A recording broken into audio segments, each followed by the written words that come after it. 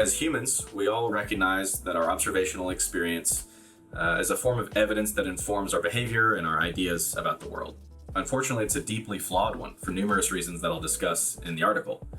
We all have a number of built-in cognitive biases that affect our ability to observe and think about the world objectively, especially in the setting of our pre-existing beliefs, in the setting of emotionally charged issues, or just ideas that are important to the social groups that we identify with. We frequently fall victim to fallacious thinking.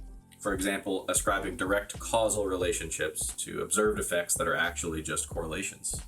We also attempt to use logical reasoning to determine the mechanisms of physiology, disease, and even of treatment.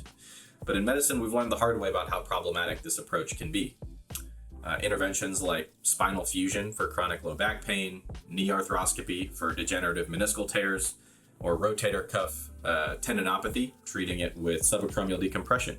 All of these things seem to make plain, clear physiologic sense based on our existing understanding, simple logic, and best of all, they were confirmed when patients came back to us after we did them, telling us that they felt better. Unfortunately, placebo-controlled studies subsequently show these interventions to be effectively useless. And the more we learn about the complexities of human physiology and biology, we're starting to understand why these interventions failed. Our previous logical reasoning was based on an incomplete understanding of the complexities of human physiology.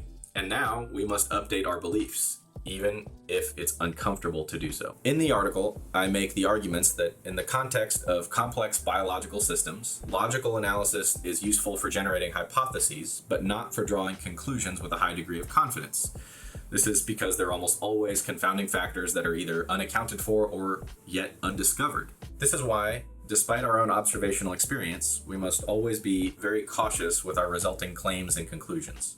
And we should always be deeply suspicious of anyone making very confident claims in the absence of controlled evidence.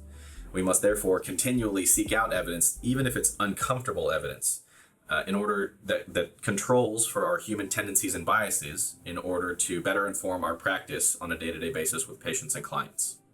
In part 2 of this article series, we'll discuss how these ideas apply to strength and conditioning. I hope you enjoy the article. See you next time.